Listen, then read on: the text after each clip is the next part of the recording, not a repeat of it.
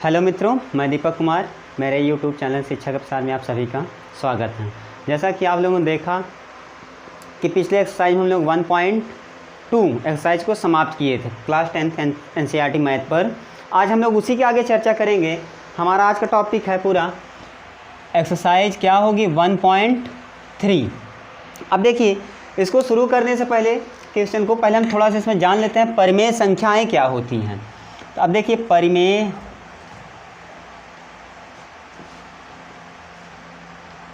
संख्या को जानने के लिए 3 बातों को आपको याद करना है, समझना है। पहला क्या होना चाहिए, संख्या p/q के रूप में हो, के रूप में हो। p/q मतलब बटे में होना अनिवार्य है।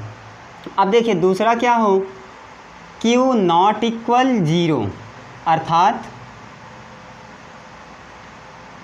हर में शून्य नहीं हो। हर में क्या ना हो, शून्य नहीं होना चाहिए। और तीसरी बात, सभी संख्या क्या होनी चाहिए, सभी संख्या पूर्णांक हो। ये 3 बातों को आपको जानना अनिवार्य है। सभी संख्या मतलब ये दोनों संख्याएं क्या होनी चाहिए, पूर्णांक संख्या हो। अब देखिए, पूर्णांक में आपको पता है क्या होना चाहिए। पूर्णांक के लिए माइनस की भी हो, प्लस की भी हो और शून्य भी शामिल है, लेकिन इसमें शून्य हर में नहीं होना चाहिए। जैसे आप देख लीजिए,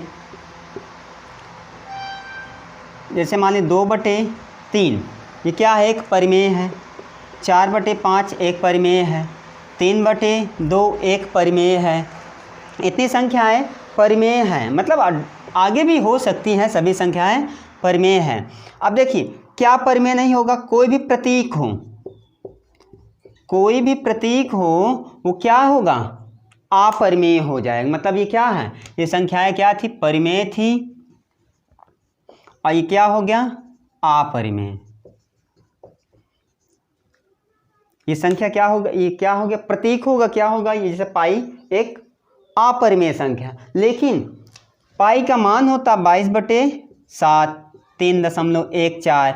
ये संख्याएं क्या हैं, ये परिमेय हैं,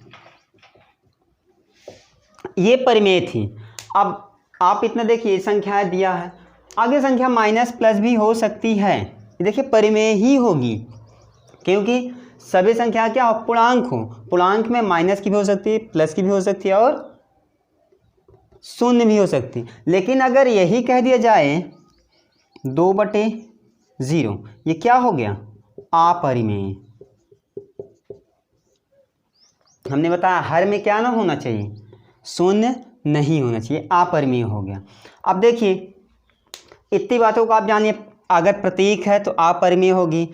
पाई का मान 22/7 या 3.14 भी क्या है, ये एक परिमेय संख्या है। ओके मित्रों, अब देखिए इसी के आगे अगर देखा जाए तो देखिए कोई भी संख्या दिया हुआ इस रूप में, मान लीजिए 3.222 ... मतलब ये संख्या रुक नहीं रही है, चली गई मान लीजिए इनफाइनाइट तक। तो अगर इसको लिख सकते हैं 3.2 के पावर, ये रेखीय कोष्ठक जिसे बार बोलते हैं, इसे लगा के ये क्या हो गई, एक परिमेय संख्या हो गई। ये एक परिमेय संख्या। कोई भी डॉट दिया हो, बार ऊपर लगा हो, संख्या क्या होगी, परिमेय होगी। अब देखिए जैसे अगर ये संख्या दिया हो दशमलव,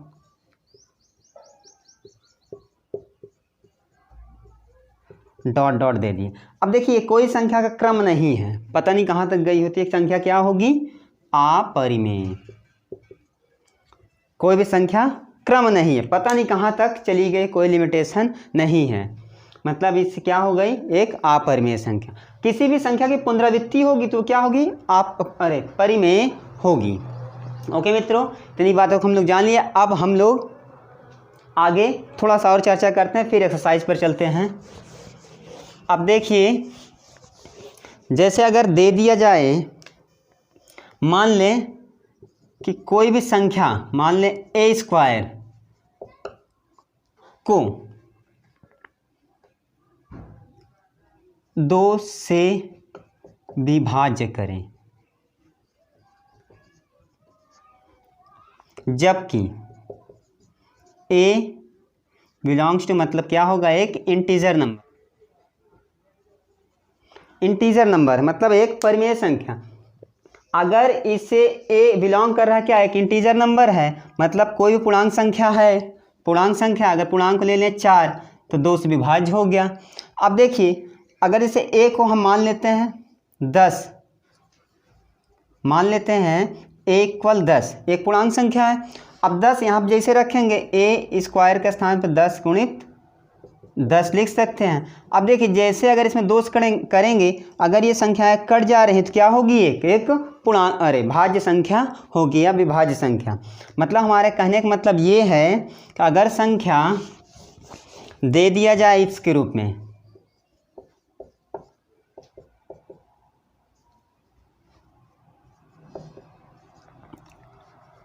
इस रूप में, और डिवाइड कर दी जाए 3 से। अब देखिए अगर किसी भी संख्या के गुणांक में कोई भी संख्या डिवाइड हो रही है संख्याओं से, तो संख्या पूर्ण रूप से क्या होगी, वो भाज्य होगी, क्योंकि ये 3 से 3 कट गया तो संख्या क्या हो गई होगी, एक भाज्य संख्या हो गई होगी। अब हम लोग एक्सरसाइज पर चलते हैं मित्रों। अब देखिए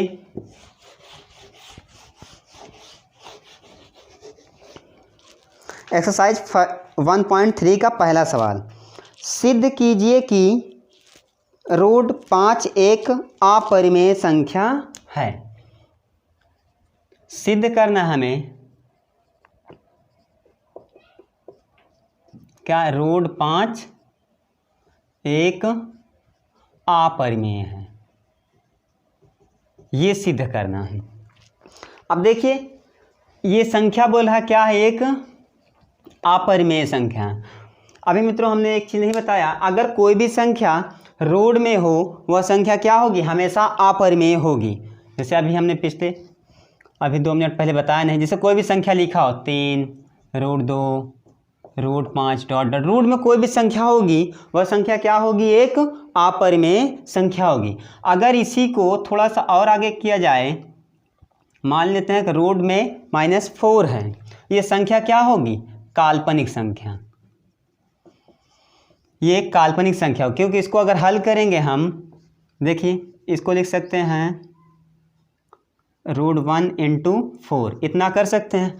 4 का स्क्वायर रूट निकालेंगे 2 आएगा, तो बचेगा अंदर ये। अब देखिए जब आप अगली क्लास में जाएंगे 12 में, आपको यहाँ पे समृद्ध संख्या के रूप में पढ़ना होगा, तो आई का इसका मान होता है 2i। यहाँ पे एक काल्पनिक संख्या है, ये हमने दिखा दिया। ओके मित्रों, चलिए हम लोग इसको हल करते हैं। अब देखिए ये सिद्ध करना है रूट 5 एक अपरिमेय संख्या है। चलिए मान लेते हैं हम, मान लिए विरोधाभास हो रहा है, इसमें विरोधाभास की स्थिति से, मतलब इसमें हम मान लेते हैं कि माना रूट 5 एक परिमेय संख्या है। मान लेते हैं कि रूट 5 एक परिमेय संख्या है एक अपरिमेय, इसीलिए हमने लिखा विरोधाभास की स्थिति में है। रूट 5 एक परिमेय संख्या है। हम लोग जानते क्या हैं, हम जानते हैं क्या जानते हैं, देखिए कोई भी संख्या होगी p/q के रूप में क्या होगी, वो एक परिमेय है, एक परिमेय है। अब देखिए ये भी परिमेय है, ये भी परिमेय है, तो ये दोनों एक दूसरे के इक्वल में हो सकती हैं, क्योंकि ये परिमेय है हमने मान लिया, आइए हम जानते होती ही है। तो अब देखिए तो p/q इक्वल रूट 5 के लिख सकते हैं, क्योंकि दोनों संख्याएं परिमेय हो चुकी हैं, हमने प्रूफ कर दिया यहाँ पे। ये मान लिए कि रूट 5 एक परिमेय संख्या, आइए हम जानते हैं दोनों इक्वल हो सकते हैं। तो अब देखिए दोनों पक्षों में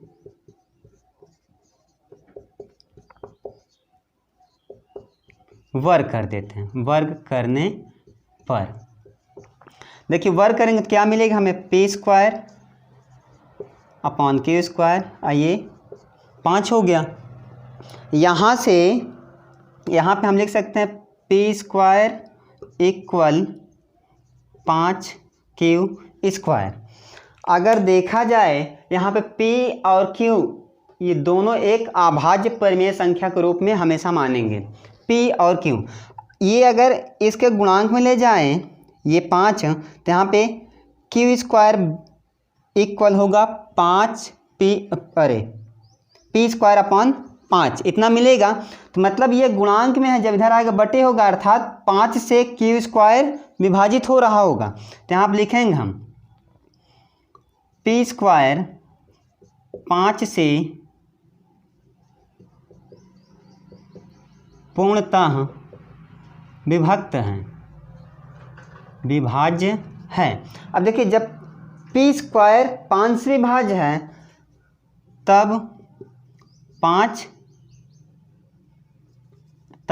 पी 5 से भी विभाज्य है।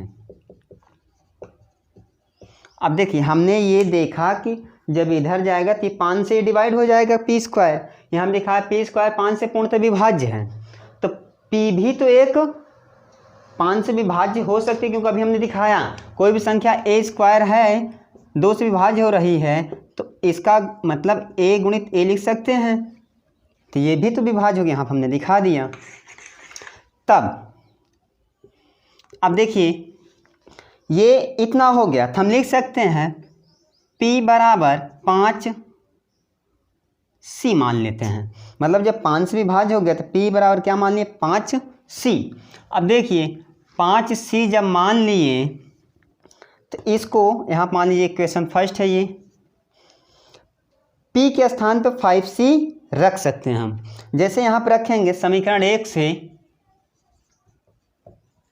से समीकरण 1 में P बराबर 5C रखने पर रखेंगे। अब जैसे यहाँ पर रखेंगे तो 5C का whole square equal 5Q square, यहाँ पर वर्क करेंगे 25C स्क्वायर बराबर 5Q स्क्वायर। तो यहाँ से 5 5 कट जाएगा तो 5C स्क्वायर बराबर Q स्क्वायर। अब देखिए ये गुणित में है, उधर जाएगा तो क्या होगा क्यू स्क्वायर अपॉन 5 होगा, अर्थात क्यू स्क्वायर 5 से विभाज्य है। तो यहाँ दिखाएंगे क्यू स्क्वायर 5 से विभाज्य है, अतः क्यू भी 5 से विभाज्य होगा। जब क्यू स्क्वायर 5 से विभाज्य हो गया तो ये भी क्यू भी 5 से विभाज्य होगा, अर्थात P और Q का उभयनिष्ठ संख्या 5 अभाज्य गुणनखंड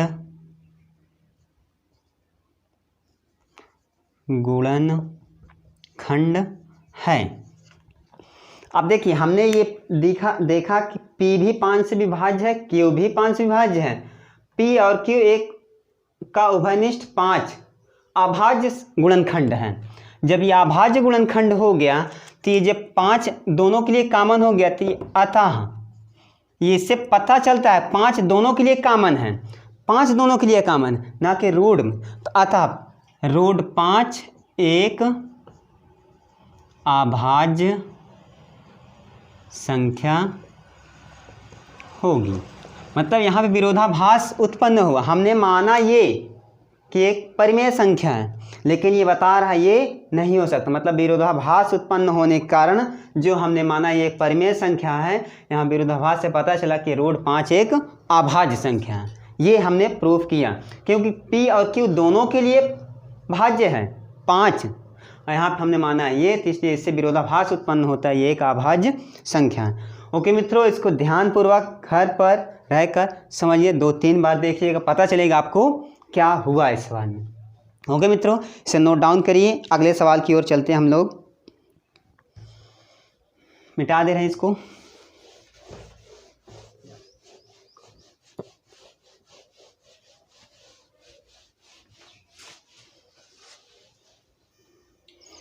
ओके मित्रों, अभी हम लोगों ने पहला सवाल किया, अब इसी पे दूसरा सवाल है। देखिए सवाल पढ़ते हैं। लिखा है सिद्ध कीजिए कि 3 + 2√5 एक अपरिमेय संख्या है। हमें सिद्ध करना है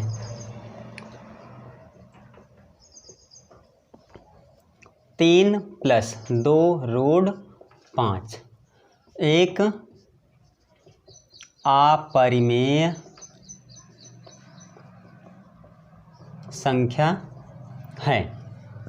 अब देखिए इससे हमें सिद्ध करना है 3 + 2√5 एक अपरिमेय संख्या। अभी तक छोटा सवाल था, इसमें ऐड कर दिया, अभी सब्ट्रैक्ट कर देगा, घटा देगा, जोड़ देगा। अब देखिए अब हल करते हैं उसी मेथड से। देखिए मान लेते हैं 3 + 2√5 एक परिमेय संख्या है। हमने मान लिया ये संख्या क्या है, एक परिमेय है। हम जानते हैं क्या,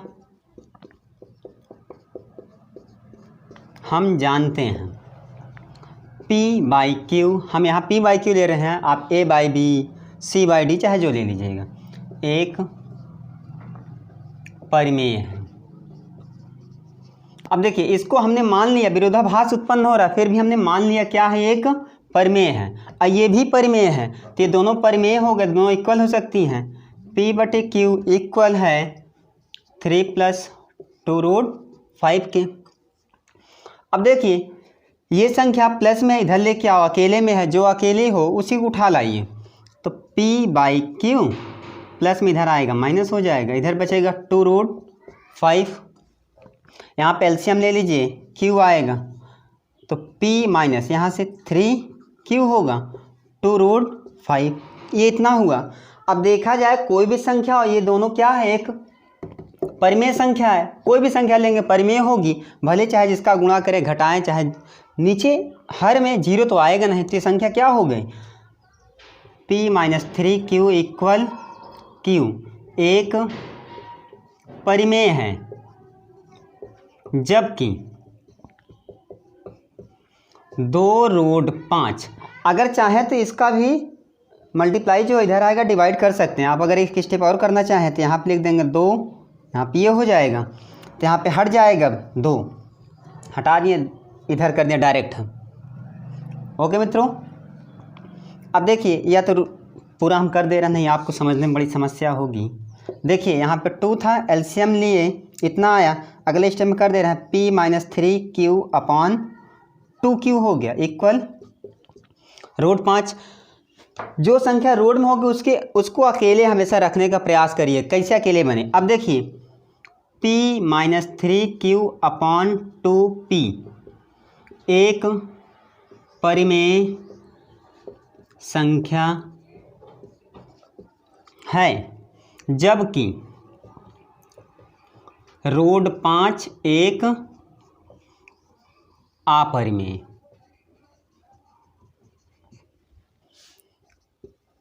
अब देखिए ये संख्या परिमेय हो गई और ये संख्या अपरिमेय हो गई, दोनों विरोधाभास उत्पन्न हो गया। जब विरोधाभास उत्पन्न हुआ तो P - 3Q/2P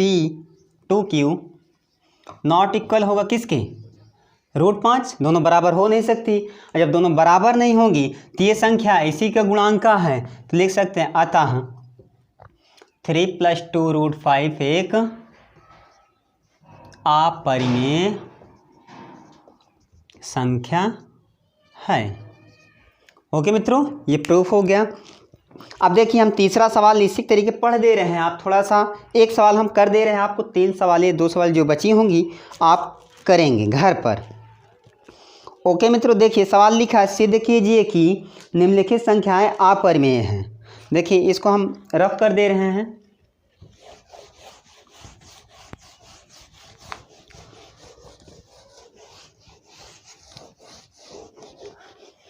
अब देखिए निम्नलिखित संख्याओं को सिद्ध करना है क्या एक अपरिमेय संख्या। पहला सवाल है, तीसरा दिया है, तीसरे का पहला 1/√2 एक अपरिमेय संख्या है।